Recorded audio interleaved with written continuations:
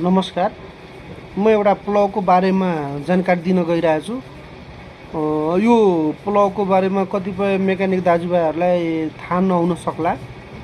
अनि किनकि के हुन्छ कि काम जति गर्दै गएपछि त्यति नै भनौँ न एक्सपिरियन्स बढ्छ अनि कामबाट नै हामी सिक्ने हो। त्यही भएर यो के को बारेमा जानकारी दिन लाग्यो भनेको यो प्लगको बारेमा। यो प्लग भनेको कसरी सफा गर्ने र कुन प्लग सफा गर्ने भनेर फरक हुन्छ। त्यही भएर यो प्लग भनेको एनजिकेआर कम्पनीको हो, ओरिजिनल हुन्छ हैन। यो जापानिज भन्नु न, प्योर जापानिज भनेर यहाँ लेखेको हुन्छ, जापानिज नै लेखेछ।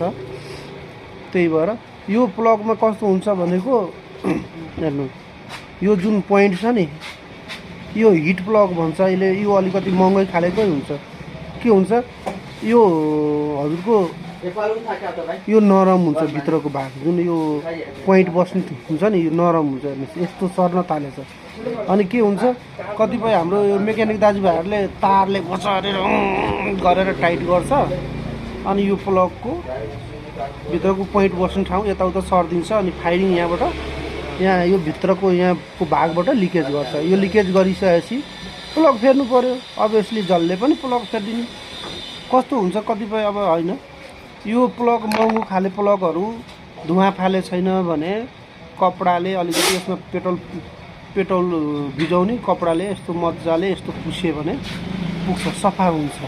होइन भने अलिकति यसलाई यस्तो हल्का यो साइडको र यहाँको माथिको साइडको यस्तो हल्का हल्का हातले गरिदिनेपछि पुग्छ।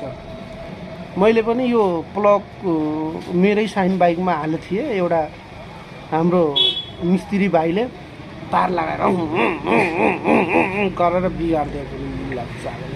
अनि त्यही भएर मलाई रिस उठेर यो भिडियो बनाएको। कतिपय भन्नु न यो महँगो हुन्छ नि त, यस्तो